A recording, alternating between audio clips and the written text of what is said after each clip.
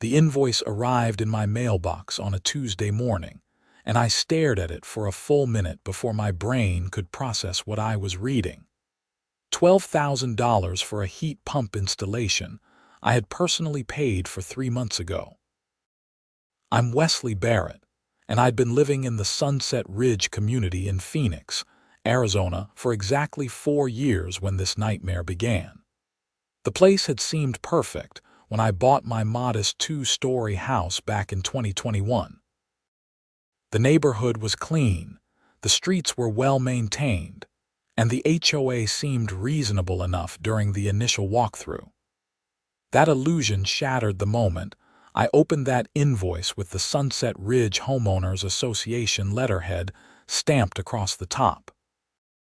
My hands trembled as I read through the charges. Installation labor, $4,000. Equipment costs, $6,000. Administrative fees, $2,000. The breakdown made my stomach churn because I had receipts for every single cent I'd spent on that heat pump, and it had come from my own pocket.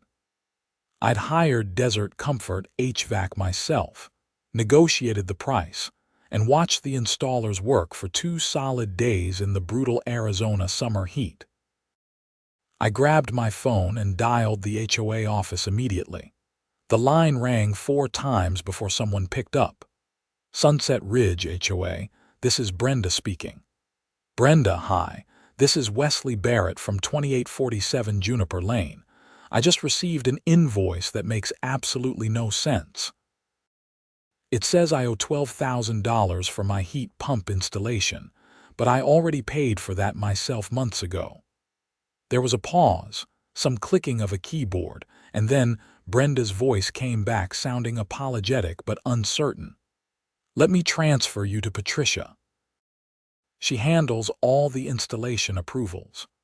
The hold music was some tinny version of a Beatles song that made my headache worse. I paced my kitchen, staring at the invoice spread out on my granite countertop. The date on the invoice was yesterday's date, which made even less sense. Why would they suddenly charge me now? This is Patricia Henderson, HOA president. What seems to be the problem, Mr. Barrett? Patricia's voice had that particular quality I'd learned to dread over the years. It was the voice of someone who considered themselves perpetually in charge, perpetually correct, and perpetually above question. She was in her late 40s, always wore business casual to every HOA meeting, and had that signature haircut that screamed middle management mixed with suburban authority. I received an invoice for $12,000 claiming it's for my heat pump installation. But I installed that heat pump myself, with my own contractor, using my own money. I have all the receipts. Mr. Barrett, you violated Section 7.3 of the HOA bylaws when you failed to use our approved contractor for exterior home modifications. The heat pump unit is visible from the street, which makes it a community aesthetic matter. Therefore, we had to retroactively charge you for the proper installation oversight. I blinked. Oversight? Nobody from the HOA came to oversee anything. I filed all the proper paperwork, got the architectural approval, and followed every guideline in the documentation you gave me. The guidelines clearly state that exterior modifications must use HOA-approved contractors. You used Desert Comfort HVAC, which is not on our approved list. Therefore, we're billing you for what the approved contractor would have charged. My jaw clenched. So you're charging me for work that was never done by your contractor. That's not oversight, Patricia. That's fraud. Her voice turned icy. I would be very careful about throwing around accusations, Mr. Barrett. The bylaws are clear. You have 30 days to pay this invoice, or we'll begin adding late fees and interest. We can also place a lien on your property. I'm not paying $12,000 for services I never received. Then I suggest you review the bylaws you agreed to when you purchased your home. Have a good day. She hung up before I could respond. I stood there in my kitchen, phone still pressed to my ear, listening to the deadline and feeling my blood pressure spike. This was insane. This had to be illegal. You couldn't just charge someone for services that were never rendered. I spent the next 2 hours digging through every piece of paperwork I had from when I'd purchased the house. The HOA bylaws were buried in a folder marked Closing Documents, a massive PDF that ran to 87 pages of dense legal text. I made coffee, settled into my home office, and started reading. Section 7.3 dealt with exterior modifications, just as Patricia had said. The language was convoluted, clearly written by a lawyer trying to cover every possible scenario. But nowhere in the section did it say homeowners would be charged for work they didn't authorize. It said modifications must be approved by the architectural committee and must maintain community standards. I'd done both those things. I found my approval letter dated back to March 15th, 4 months ago. The architectural committee had signed off on my heat pump installation with only 2 requirements. The unit had to be positioned on the side of the house rather than the front, and it had to be screened with landscaping within 60 days of installation. I'd done both. The unit sat behind a row of Mexican bird of paradise bushes that I'd planted specifically for that purpose. There was a footnote on page 43 of the bylaws that mentioned approved contractors, but it was in the context of major structural work like room additions or second-story builds. Heat pumps weren't mentioned anywhere in that section. I gathered my documents, the architectural approval, my contract with Desert Comfort HVAC, the invoice I'd paid showing $7,200 for the complete installation, photos of the finished work, and photos of the landscaping I'd added. Then I drafted a formal letter to the HOA disputing the charge and requesting a hearing. The response came back 3 days later. The hearing was scheduled for exactly 2 weeks out, on a Wednesday evening at the community center. In the meantime, the invoice remained active and due. I couldn't just sit around waiting, so I did what any reasonable person would do in 2025. I started researching. I joined 3 different online forums dedicated to HOA disputes, and what I found there made my blood run cold. Sunset Ridge HOA had a history. One homeowner had been charged for tree trimming they'd done themselves. Another had been billed for emergency repairs to their mailbox after the HOA claimed it was damaged, even though the homeowner had photos proving it was fine. A third had been slapped with fines for having the wrong shade of beige paint, despite using the exact color code from the approved list. The pattern was clear. Patricia Henderson had been HOA president for 3 years, and during that time, the community's special assessment fees had tripled. Money was going somewhere, but nobody seemed to know where. The forum posts were full of frustrated homeowners who'd either paid the bogus charges or sold their homes to escape. I found one thread that made me sit up straight. A user named Sunset Resident 2020 had posted extensively about Patricia and her relationship with a contracting company called Premier Home Solutions. According to the post, Premier was owned by Patricia's brother-in-law, and nearly every approved contractor charge ended up going through them somehow. The post was from 8 months ago and had 37 replies, all from people sharing similar suspicions. I screenshot everything and added it to my growing file. If Patricia was running some kind of kickback scheme, I was going to expose it. The next day, I called Desert Comfort HVAC and spoke with the owner, a straightforward guy named Roberto Martinez who'd been in business for 20 years. "Wesley, hey, how's the heat pump running?" "Great, actually. But I've got a weird situation. My HOA is trying to charge me 12 grand, claiming your work wasn't authorized. Roberto's laugh was short and bitter. Let me guess. Sunset Ridge HOA, Patricia Henderson. You know about this. Man, we used to be on their approved list. Then Patricia took over as president and suddenly we weren't good enough anymore. She pushed through a new list of contractors and get this, they all quote about 40% higher than market rate. I talked to a few other contractors who got dropped, and we all had the same experience. We wouldn't kick back a percentage to her administrative fund, so we got blacklisted. My suspicions crystallized into certainty. Would you be willing to testify to that, or at least write a statement? Absolutely. I'm sick of seeing good homeowners get screwed by these HOA tyrants. Email me what you need, and I'll write up everything I know. I thanked him and hung up, then immediately started drafting a request for documentation. I wanted to see where every penny of those special assessment fees had gone for the past 3 years. I wanted contractor invoices, payment records, and a full accounting of the HOA's finances. As a homeowner in the community, I had a legal right to that information.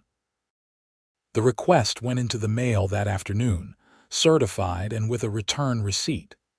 I also sent a copy via email to create a paper trail. Patricia's response was predictable. She sent back a terse email stating that financial records could be reviewed by appointment only, and the earliest available appointment was 6 weeks away. That would be well past my invoice due date and past the hearing date. I called my lawyer. Martin Chen was an old college buddy who'd gone into real estate law. We'd stayed in touch over the years, mostly through occasional golf games and holiday cards. When I explained the situation, he let out a low whistle. Wesley, this smells like a scam. HOAs have a lot of power, but they can't just make up charges out of thin air. Can you send me everything you've got? I spent the evening compiling a comprehensive digital folder. All my documents, the forum posts, Roberto's statement which had arrived via email that afternoon, and the HOA's responses. Martin called me back the next morning. Okay, so here's what we're dealing with. Your HOA bylaws don't actually support their charge. The language about approved contractors applies to structural modifications, not HVAC installations. Heat pumps are specifically classified as mechanical systems, not architectural changes. They screwed up. So I can just ignore the invoice. Not exactly. They can still make your life hell with liens and legal action, even if they're wrong. But we have a good case to fight them. The bigger issue is this pattern of behavior. If Patricia Henderson is running a kickback scheme, that's fraud. That's criminal. What do? We go to your hearing and we present the facts. We request an independent audit of the HOA finances. And if they refuse, or if we find evidence of criminal activity, we go to the police and the Arizona Corporation Commission. They oversee HOAs in Arizona. The 2 weeks before the hearing crawled by. I kept meticulous records of every interaction, every document, every email.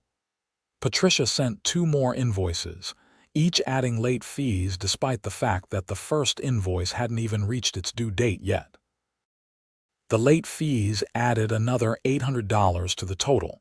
I also started talking to my neighbors. Most of them had complaints about the HOA but had been too intimidated to speak up. Mrs. Chen at 2851 Juniper Lane told me about being fined $500 for having her trash cans visible from the street for more than 12 hours, even though she'd been in the hospital during that time.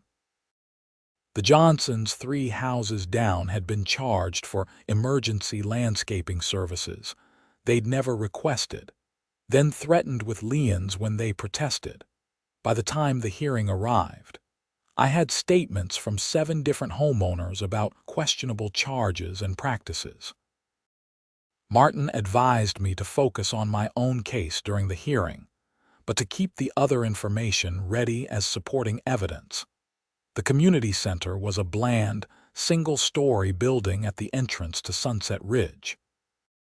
The meeting room was set up like a small courtroom, with a long table at the front where Patricia Henderson sat flanked by 2 other board members.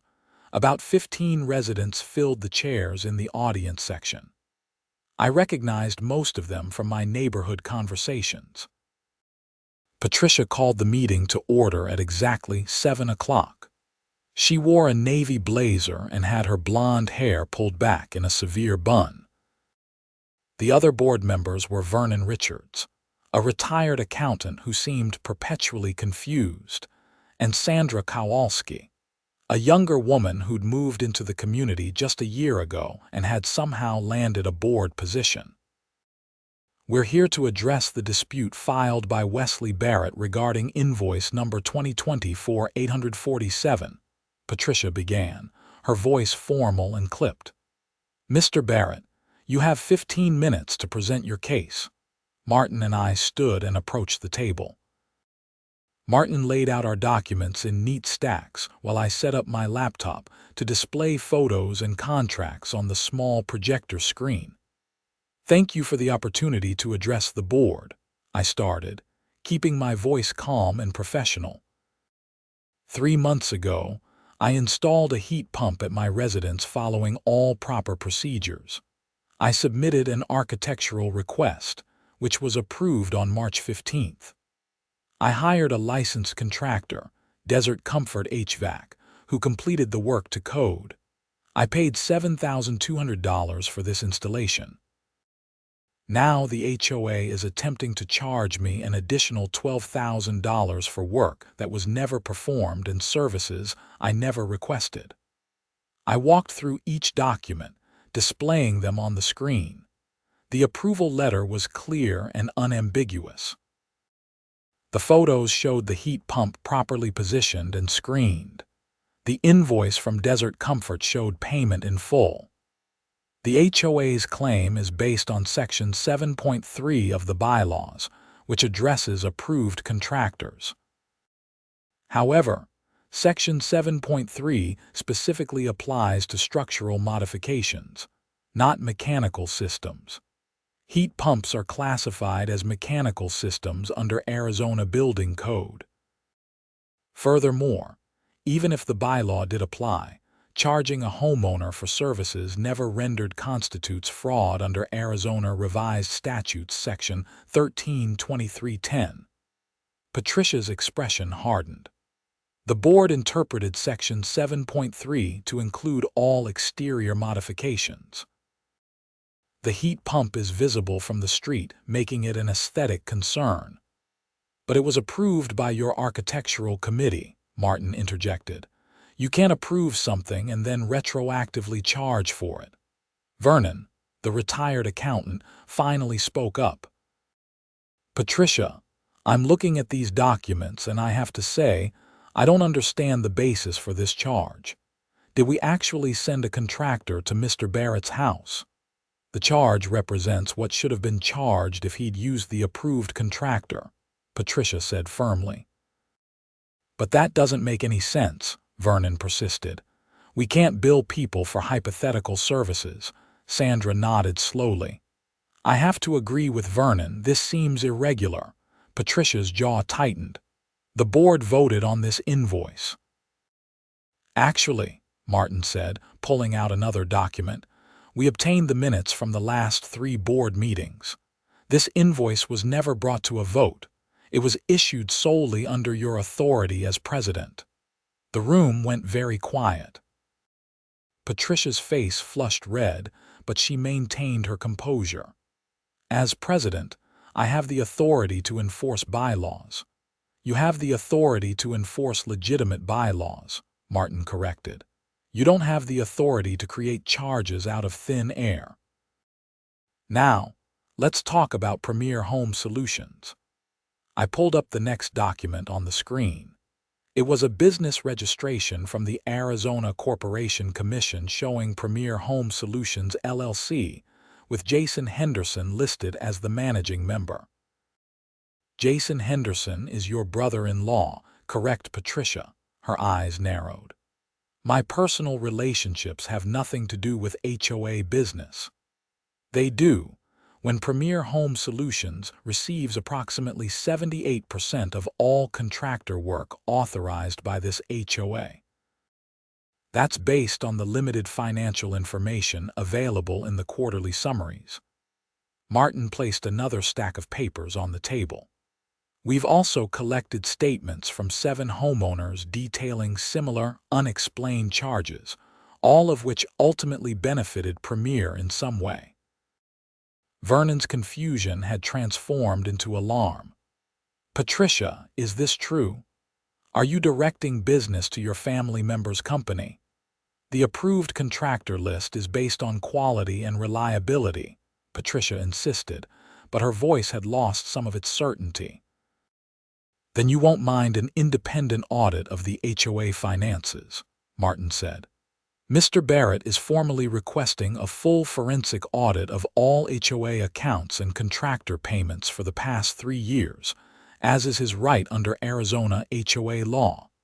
Sandra leaned forward. I think that's a reasonable request. I second the motion for an audit. You can't just call for an audit without proper procedure, Patricia snapped. Actually, any board member can motion for an audit and any other board member can second it, Martin said calmly. Then it goes to a vote.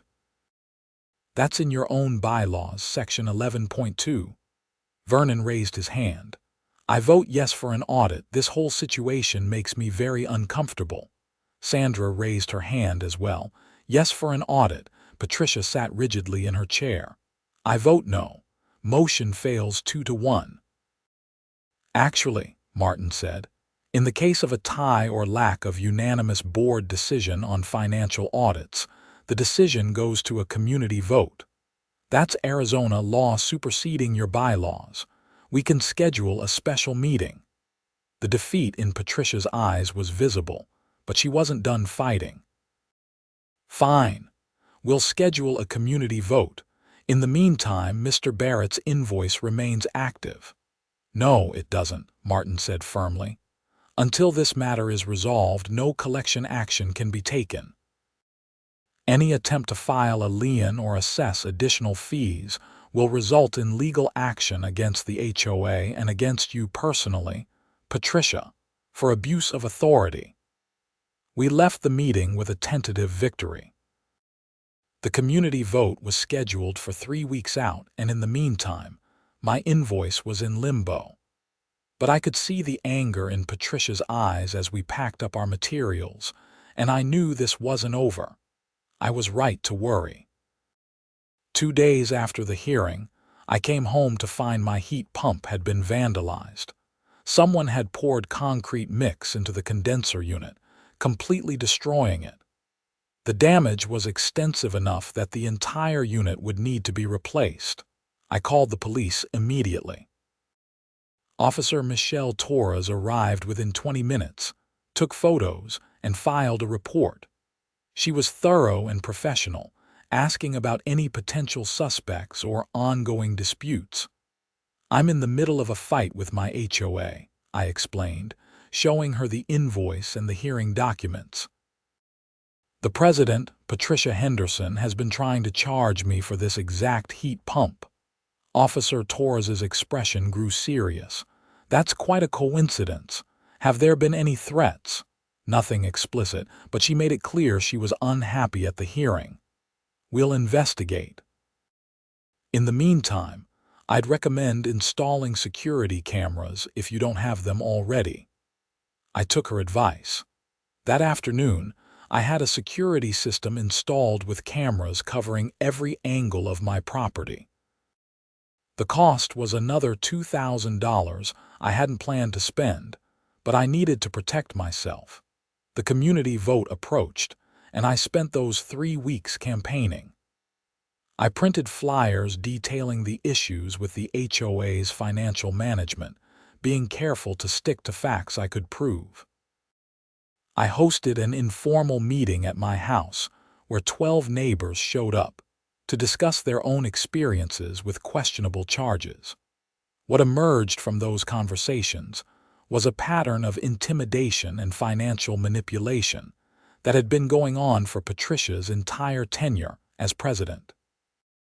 The special assessment fees had supposedly gone toward community improvements, but nobody could point to any actual improvements. The landscaping in common areas had actually deteriorated. The community pool had needed repairs for 2 years. Where was the money going? One neighbor, Tom Wheeler, was an accountant. He offered to look over the financial summaries that were publicly available. What he found was alarming. The HOA had taken in over $300,000 in special assessments over the past 3 years, but only about $90,000 could be accounted for in the quarterly reports. The rest was listed under vague categories like administrative costs and contractor reserves. This is either incredibly sloppy bookkeeping or deliberate fraud, Tom told me over coffee at my kitchen table. No legitimate HOA operates this way. Every penny should be traceable. Armed with Tom's analysis, I prepared a presentation for the community vote. Martin helped me craft it to be clear and compelling without being inflammatory. We focused on facts, numbers, and documented incidents. The night of the vote, the community center was packed. Nearly 100 homeowners showed up, far more than the typical 15 or 20 who attended regular meetings. Patricia looked pale but composed at the front table, Vernon and Sandra sitting on either side of her. The vote was simple: approve an independent forensic audit of HOA finances, yes or no. But I'd asked for 10 minutes to present the case for why the audit was necessary. Patricia had tried to deny the request, but Vernon and Sandra had outvoted her. I went through the presentation methodically. The unexplained special assessments, the discrepancies in contractor payments, the pattern of questionable charges against homeowners, the connection between Patricia and Premier Home Solutions, the vandalism of my heat pump, which remained under police investigation. When I finished, the room was silent for a moment. Then a woman in the back raised her hand. "I'm Emily Richardson from Pine Street. I was charged $900 last year for emergency roof repairs that I never authorized.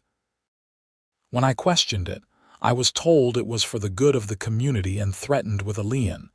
I paid because I was scared." Another hand went up. "David Park, Maple Court. Same thing happened to me with exterior painting. They said my house color wasn't up to code, even though I'd used the approved color. Charged me $3,000 to have it repainted by Premier. I also paid because they threatened to foreclose on my house." More hands rose. More stories emerged. By the time the last person finished speaking, it was clear that Patricia's scheme had affected dozens of families. The anger in the room was palpable. Patricia attempted to defend herself, claiming everything had been done according to the bylaws and for the community's benefit. But her arguments rang hollow against the weight of testimony and documentation. The vote wasn't even close. 87 homeowners voted yes for the audit. 3 voted no. Patricia, Vernon, and Sandra abstained, though both Vernon and Sandra looked deeply troubled. The audit was approved, and I contracted with a forensic accounting firm based in Scottsdale that specialized in HOA disputes. They began work immediately, requesting full access to all HOA accounts, records, and documentation going back 5 years. Patricia tried to stonewall them, claiming certain records were privileged or had been lost. But Arizona law was clear. HOAs are required to maintain detailed financial records and make them available for legitimate audits. The accounting firm obtained a court order within a week, and Patricia had no choice but to comply. While the audit proceeded, My heat pump situation remained unresolved. Insurance covered most of the replacement cost, but I was still out my deductible and the time and hassle of dealing with it all. The police investigation into the vandalism had stalled. They'd found no fingerprints or direct evidence, though Officer Torres told me they were still pursuing leads. Then, about 3 weeks into the audit, something unexpected happened. Sandra Kowalski called me at home one evening. "Wesley, this is Sandra from the HOA board. Do you have a few minutes to talk?" I put her on speaker so I could take notes. "Sure, what's up?" "I need to tell you something, and I probably should have said this weeks ago. When I joined the board last year, Patricia told me that all the contractor arrangements were normal and above board. She said the special assessments were building a reserve fund for major repairs. I believed her because I was new to all of this. Okay. But after the hearing, and especially after the vote, I started asking questions. Patricia got defensive, which made me suspicious. So I looked into Premier Home Solutions myself. Wesley, the company has only existed for 3 years. It was created 2 months after Patricia became HOA president. And the business address is a UPS store, so it's a shell company. I think so. I also found checks in the HOA files that were made out to Premier for work that was supposedly done in the community, but I drive through here every day. That work was never done. There's a check for $15,000 for repainting the community center exterior. The community center hasn't been painted in at least 5 years. The paint is literally peeling. My pulse quickened. "Sandra, you need to tell this to the auditors and probably to the police." "I know. I'm scared, though. Patricia has been sending me threatening emails since the vote, telling me I'm violating board confidentiality and that she'll sue me personally if I say anything. Forward those emails to me and to the auditors. What she's doing is called witness intimidation, and it's illegal. You're doing the right thing by coming forward." "Okay. Okay, I will. I just wanted you to know. A lot of people in this community have been hurt by this, and I feel responsible for not seeing it sooner. You're helping now, that's what matters." Sandra forwarded me the emails within an hour. They were damning. Patricia's messages were barely veiled threats, referencing Sandra's property, her family, and her future in this community. I forwarded everything to Martin, who immediately advised contacting the police again. This time, I asked for Officer Torres specifically.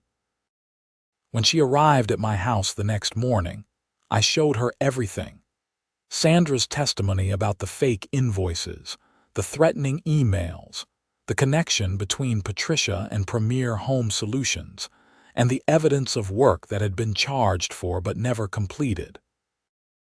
Officer Torres took extensive notes and photos of all the documents.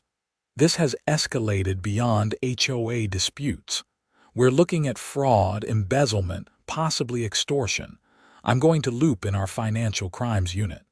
What happens now? We'll need to coordinate with the auditors and gather more evidence. These cases take time to build, but based on what you're showing me, I'd say you have a strong case. Keep documenting everything and don't engage with Patricia directly. If she contacts you, document it but don't respond. The forensic audit took 6 weeks to complete. The final report was devastating. Over the 5-year period examined, the Sunset Ridge HOA had collected $847,000 in dues, special assessments, and fines. Of that amount, approximately $312,000 could not be properly accounted for.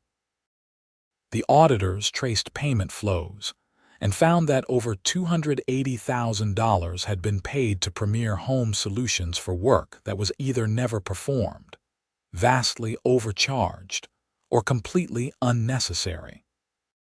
They also found that Patricia had been issuing herself administrative bonuses that were never approved by the board or disclosed to the community. totaling another $32,000. When the audit results were presented at a special community meeting, the anger turned to outrage. Patricia didn't even show up. Vernon looked like he might be sick, and Sandra openly cried while reading the report. "I had no idea," Vernon kept saying. "I just signed what Patricia put in front of me. I trusted her. I should have looked closer." The homeowners voted unanimously to remove Patricia from the board and to pursue all available legal remedies. They also voted to file criminal complaints with the Phoenix Police Department and to report the matter to the Arizona Attorney General's office. The police moved faster than I expected. Detective James Wu, from the Financial Crimes Unit, had been building his case while the audit progressed, coordinating with the auditors and gathering additional evidence. 3 days after the audit report was released, Patricia Henderson was arrested at her home. The charges were extensive: fraud, embezzlement, theft, and forgery. The forgery charges came from the auditors discovering that Patricia had been creating fake board meeting minutes to show approval for expenses that had never actually been voted on. She'd forged Vernon's and Sandra's signatures on dozens of documents. I watched the arrest on the local news that evening. Patricia was led out of her house in handcuffs, her face stony and emotionless.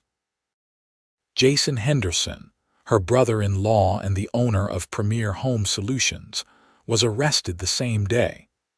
The news reported that they were both being held on $100,000 bond. My phone didn't stop ringing that night. Neighbors calling to celebrate, to vent, to share their relief that the nightmare was finally over. Tom Wheeler organized an impromptu gathering at the community center, where dozens of residents showed up to discuss next steps. The legal process ground forward. Patricia posted bail after 3 days, but was forbidden from having any contact with HOA business or residents. Her pretrial hearings were scheduled for September, about 3 months away. In the meantime, the community had to rebuild. Vernon resigned from the board, stating he felt he'd failed in his oversight duties. Sandra stayed on and was voted in as interim president. 2 other homeowners, including Tom Wheeler, were elected to fill the open positions. Their first official act was to void all questionable charges issued under Patricia's tenure, including my heat pump invoice. The HOA's insurance carrier was brought in to help sort out the financial mess and to compensate homeowners who'd been wrongfully charged. My insurance claim was complicated by the fact that the HOA's actions had contributed to the loss, but eventually, everything was settled. I was reimbursed for my deductible, my legal fees, and the security system I'd installed. The new board also issued a formal apology to everyone who'd been affected by Patricia's schemes. The criminal case moved through the system slowly but surely. Patricia's lawyer tried to negotiate a plea deal, but the prosecution wasn't interested in being lenient. The evidence was overwhelming, and the number of victims was substantial. The case went to trial in November. I was called as a witness and spent 2 days on the stand explaining the heat pump situation, the bogus invoice, the vandalism, and the threatening atmosphere Patricia had created. Other homeowners testified to similar experiences. The auditors presented their findings. Sandra testified about the forged documents and the intimidation. The defense's strategy seemed to be that Patricia had simply been incompetent rather than criminal, that the missing money was due to poor record keeping rather than theft. But the prosecution dismantled that argument with bank records showing transfers from HOA accounts to Premier Home Solutions, then from Premier to personal accounts controlled by Patricia and Jason. The jury deliberated for just 6 hours. Patricia Henderson was found guilty on all counts: 14 counts of fraud, 8 counts of embezzlement, 12 counts of forgery, and 3 counts of extortion. Jason Henderson was convicted on 9 counts related to his role in the scheme. Sentencing came in January. Patricia received 12 years in state prison and was ordered to pay full restitution to the HOA and affected homeowners, a total of $312,000. Jason received 8 years. The judge's statement during sentencing was scathing, talking about the abuse of trust and the targeting of people's homes and financial security. I sat in the courtroom gallery with about 20 other residents from Sunset Ridge, and when the sentence was read, I felt a weight lift that I hadn't even realized I'd been carrying. Justice had been served. The nightmare was over. Life in Sunset Ridge slowly returned to normal, though normal looked different now. The community was more engaged, more vigilant. Board meetings that used to attract a handful of people now regularly had 50 or more attendees. Financial reports were scrutinized. Contractor bids were reviewed by multiple people. Sandra turned out to be an excellent HOA president. She instituted transparent processes, regular communication with homeowners, and a philosophy of minimal interference with people's properties. The approved contractor list was eliminated entirely. Instead, homeowners were given clear guidelines and trusted to make their own choices about contractors and work quality. My new heat pump ran beautifully through the winter months, keeping my house comfortable while using less energy than my old system. Every time I walked past it, I thought about how close I'd come to paying $12,000 for work I'd already paid for, how easily I could have been just another victim who paid up rather than fought back. The civil lawsuits took longer to resolve.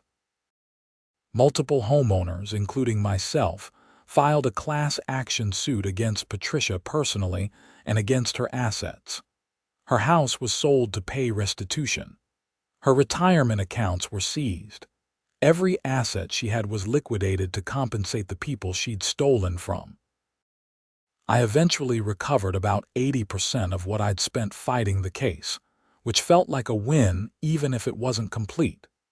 The Arizona Corporation Commission launched an investigation into HOA oversight statewide after our case gained media attention. They implemented new regulations requiring more frequent audits and stricter penalties for board members who engaged in fraud. Our nightmare became a catalyst for broader reform. By the time spring arrived and Phoenix heated up again, Sunset Ridge felt like a different place. People were friendlier, more connected.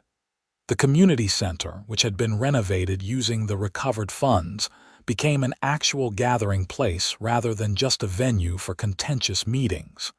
The pool was repaired and reopened. The landscaping in common areas was restored. I planted new flowers around my heat pump, watching them grow in the Arizona sun. The security cameras stayed up, but I checked them less and less frequently. The threat had passed. One afternoon in late April, I ran into Sandra at the grocery store. She looked happier than I'd seen her since all this had started. "Wesley, hi, how are you doing?" "Good, really good." "You?" "Exhausted but satisfied. We just finalized the last of the restitution payments. Everyone should be made whole within the next month." "That's fantastic news." "I wanted to thank you, actually. If you hadn't fought back, if you just paid that bogus invoice, Patricia would still be running her scam. She'd have kept stealing from people. You standing up to her brought everything into the light." I shook my head. "You're the one who came forward with the evidence about the forged documents, and Vernon for supporting the audit, and Tom for analyzing the finances, and all the other homeowners who testified. It wasn't just me. But you started it. You were the first one to really fight back. That mattered." We talked for a few more minutes before parting ways, but her words stayed with me. The whole experience had taught me something important about power and accountability.